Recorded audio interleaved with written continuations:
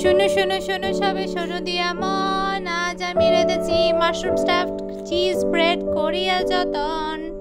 এখানে 200 গ্রাম মতন button mushroom আছে। এগুলোকে ভালো করে ধুয়ে নিয়ে ছোট ছোট করে কেটে নিচ্ছি। ধুয়ে নিয়েছি এগুলোকে, এবারে ছোট ছোট করে কেটে নেব। 3 মিনিট মতন খুব ভালো করে ভাপিয়ে নিয়েছি। আর এখন এটা পুরো রেডি হয়ে গিয়েছে রান্না করার জন্য। মিক্সার গ্রাইন্ডারের বাটির মধ্যে দুটো মিডিয়াম সাইজের পেঁয়াজ, কয়েক কোয়া রসুন আর 2 ইঞ্চ মতন আদা আর কাঁচা লঙ্কাকে নিয়ে নিয়েছি। এগুলোকেও ভালো করে একটা স্মুথ পেস্ট বানিয়ে নেব। পিষবার সময় পরিমাণ মতো নুন দিয়ে নিয়েছি। রিফাইন্ড অয়েল গরম করে নিয়েছি। এবার এর মধ্যে একটা মিডিয়াম সাইজের পেঁয়াজকে দিয়ে নিচ্ছি। এবার এর মধ্যে পরিমাণ মতো নুন দিয়ে নিচ্ছি। পেঁয়াজ, আদা, রসুন বাটা করে নিয়েছি, সেই বাটা মশলাটা এবারে দিয়ে দিচ্ছি। এর মধ্যে পরিমাণ মতো হলুদ গুঁড়ো দিচ্ছি। হলুদ গুঁড়ো 1/2 চামচ ব্যবহার করলাম। টিস্পুন মতন ধনে গুঁড়ো দিয়ে নিচ্ছি। 1/2 টিস্পুন মতন লঙ্কা গুঁড়ো দিয়ে নিচ্ছি। সব পুরো মশলাগুলো দেওয়া হয়ে গেছে। এবারে মশলাগুলোকে খুব ভালো করে কষিয়ে নিতে হবে। স্বাদটা ব্যালেন্স করার জন্য অল্প একটু সুগার ফ্রি। এবার এর মধ্যে 1 টিস্পুন মতন টমেটো কেচাপ দিয়ে নিচ্ছি। মতন চিলি কেচাপ দিয়ে নিচ্ছি, গ্রিন চিলির কেচাপ। ভাপানো মাশরুম দিয়ে নিচ্ছি। ভাপানো মাশরুমটা দিয়ে নেওয়ার পরে খুব ভালোভাবে কষানো মশলার সাথে কষিয়ে নেব আবার 5 মিনিট মতন। মশলাটার সাথে মাশরুমটা বেশ ভালো করে আমি কষিয়ে নিয়েছি। এবারে নামাবার আগে অল্প একটু শাহি গরম মশলা দিয়ে নামিয়ে নিচ্ছি। মাশরুমের স্টাফিংটা একেবারে রেডি হয়ে গিয়েছে। এটাকে আমি নামিয়ে নিচ্ছি কড়াই থেকে।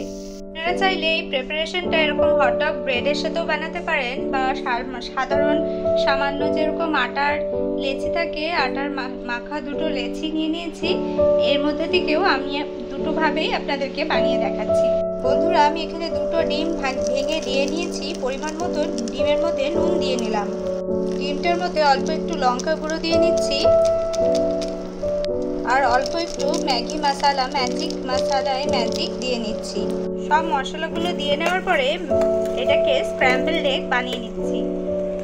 ডিমটাকে বেশ ভালো করে নাড়িয়ে চাড়িয়ে ছোট ছোট করে কেটে নিচ্ছি। স্ক্র্যাম্বলড এগটা আমার বানানো হয়ে গিয়েছে। তাওয়া গরম করে নিয়ে খানিকটা বাটার দিয়ে নিয়েছি। এবারে ব্রেডগুলোকেও ভালো করে সেঁকে নেব। 3টে ব্রেডেরই একটা করে পকেট তৈরি করেছি, আর এই পকেটগুলোর মধ্যে স্টাফিংগুলো থাকবে। ভালো করে এপাশে ওপাশে করে সেঁকে নিচ্ছি।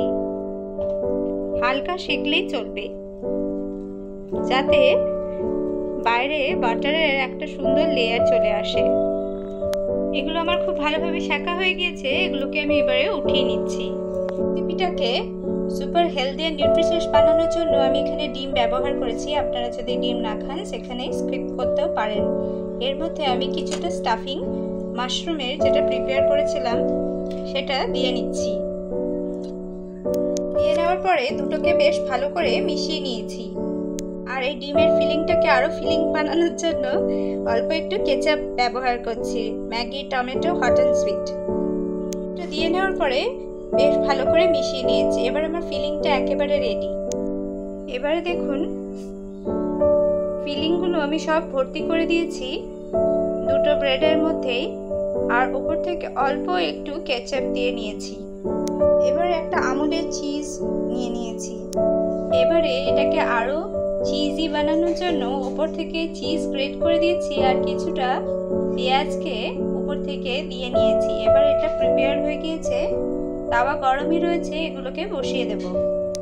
হটডগ ব্রেডগুলোকে এবারে তাওয়ার মধ্যে দিয়ে নিয়েছি, আর উপর থেকে এরকম একটা গামলা দিয়ে ঢাকনা দিয়ে নিলাম। একদম কম আছে, এটাকে 5 থেকে 7 মিনিটের মতন চিজটা মেল্ট হওয়া অবধি অপেক্ষা করব। এখন এটা একেবারে রেডি হয়ে গিয়েছে। ওপর থেকে পিৎজা সিজনিং রয়েছে, সেটা দিয়ে নিচ্ছি। বলছি বন্ধুরা, একবার হলো এই রেসিপিটি অবশ্যই ট্রাই করে কমেন্ট বক্সে জানাতে ভুলবেন না আপনাদের কেমন লাগলো। রেসিপিটি ভালো লাগলে এরকমই আরও নতুন রেসিপি দেখবার জন্য আমাদের চ্যানেলটি অবশ্যই সাবস্ক্রাইব করে রাখবেন। পাশে থাকা বেল বাটনটিতে প্রেস করে দেখবার জন্য অনেক ধন্যবাদ। রুটিটাকে বন্ধুরা ভালো করে বেলে নিয়ে একটা কাট লাগিয়ে নিয়েছি। এবার এর মধ্যে মাশরুমের স্টাফিংটা, কিছুটা ডিমের কিমা আর চিজ আর পেঁয়াজ দিয়ে নিয়েছি। এবার এটাকে ফোল্ড করে নেব। এই পাশ থেকে এরকম ভাবে মুড়তে থাকবো। ভালো করে চিপে চিপে মুড়ে নিতে হবে।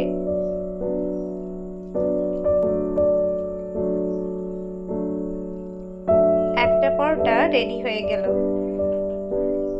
আর এটা একটা খেলেই আপনার পেট ভরে যাবে, কথা দিলাম।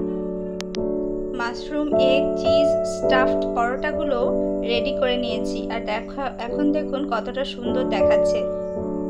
রেসিপিগুলো ভালো লাগলে অবশ্যই একটা লাইক দিয়ে পাশে থাকবেন। আর এটাকে টমেটো কেচাপ দিয়ে সার্ভ করছি।